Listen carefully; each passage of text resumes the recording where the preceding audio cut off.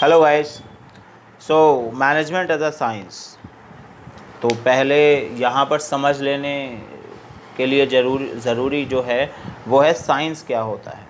Science क्या है? Science एक सिस्टमेटाइज्ड बॉडी है। जब आप नॉलेज गेन करते हैं आप उसको एक सिस्टम में, एक ऑर्डर में अरेंज करना स्टार्ट करते हैं। किसी भी तरीके की नॉलेज हो, आपके हाथ में एक पेन है, आप पेन के से रिलेटेड ही अगर नॉलेज इकट्ठी करनी शुरू करते हैं या उसको उसको जानने की कोशिश करते हैं, तो साइंस चीज़ को उसके मैटर के लिहाज से देखता है। मैटर का मतलब है कि अगर आप किसी साइंटिस्ट से पूछेंगे एक पेन देकर उसके हाथ में कि ये क्या है, ठीक है, तो वो कहेगा ये प्लास्टिक का बना हुआ है, इसके अंदर इंक, इतनी इंक है, ये इस प्रेशर की वजह से चल पाता है और आप इसको क्लोज रख सकते हैं, ये इतने दिन तक ज़िंदा रह सकता है, आप इसको इसके यूज़ क्या क्या कर सकते हो, आप इससे ऐसे ऐसे काम कर सकते हो, वो उन चीज़ों को देखेगा। राइट।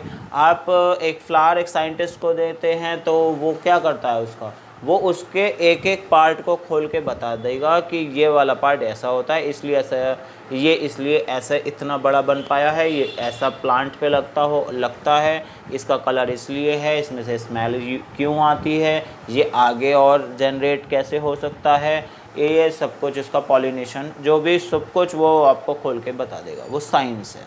क्या कर रहा है वो एक ऑर्डर में नॉलेज के जो पोर्शंस हैं उनको सजा रहा है। ठीक है, वो मैटेरियलिक देख रहा है वर्ड को। अगर वैसे ही आप एक आर्टिस्ट के पास, एक पोएट के पास, एक और कोई लविंग जो मतलब नेचर लवर्स है उसके पास फ्लावर को लेके जाएंगे तो वो कहेगा यस इट्स ब्यूटीफुल। उससे ज़्यादा वो उसे खोल के देखने की ज़रूरत नहीं करेगा।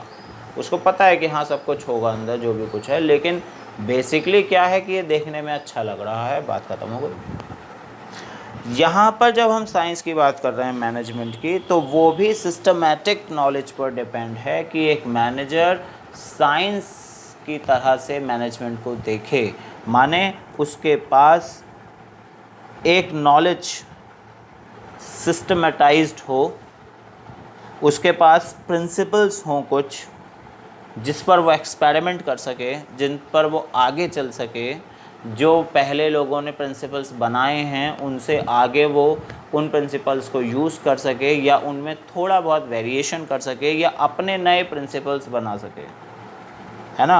और कुछ चीज़ों को वो, तीसरे नंबर की जो बात है, कुछ चीज़ों को वो इस पर ध्यान रखेगा कि कुछ ना कुछ यूनिवर्सल एक्सेप्टेबिलिटी होती है, मीन्स जो सभी जगह माननीय होगा।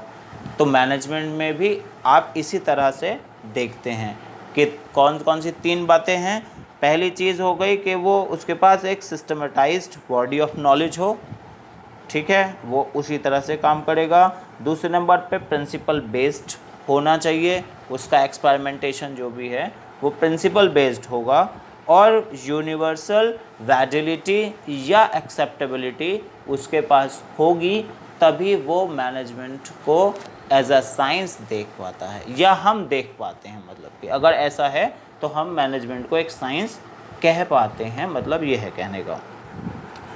ठीक है, तो जैसे यहाँ पे एक लाइन लिखी है कि manager also test and experiment manager principles under different conditions. जो प्रिंसिपल्स बताए गए हैं पहले, कभी कितने टाइम पहले जो है, जैसे आप अभी पढ़ने वाले हो हेनरी फ्योल के या टायलर के जो प्रिंसिपल्स हैं, वो बहुत टाइम पहले लिखे थे उन लोगों ने।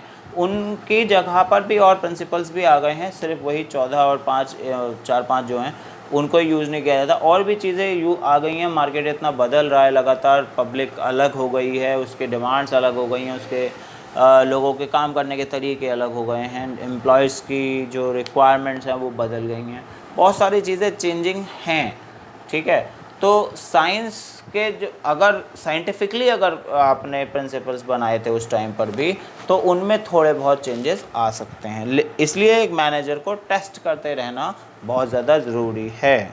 ठीक है, तो आप यहाँ पर हम मैनेजर जो मैनेजमेंट है उसका नेचर एज अ साइंस देख सकते हैं, क्योंकि मैनेजमेंट के अंदर सिस्टमेटिक नॉलेज की ज़रूरत होती है, प्रिंसिपल्स की ज़रूरत होती है और एक यूनिवर्सल वैलिडिटी की भी ज़रूरत होती है, जिसके बेसिस पर हम ये कह सकते हैं कि मैनेजमेंट एक साइंस भी है और मैनेजर को साइंटिफिकली एक्सपेरिमेंट्स के थ्रू अपने टारगेट्स को अचीव करने की कोशिश लगातार करते रहनी चाहिए, जिससे कि वो कॉम्पिटिटिव वर्ल्ड में आगे निकल सके। तो मैनेजमेंट आर्ट भी है, ठीक है, वो आर्ट की तरह से भी ट्रीट होगा। मैनेजमेंट साइंस भी है, साइंस की तरह से भी ट्रीट होगा, राइट। तो ये नेचर ऑफ मैनेजमेंट है, right, as a science. Thank you.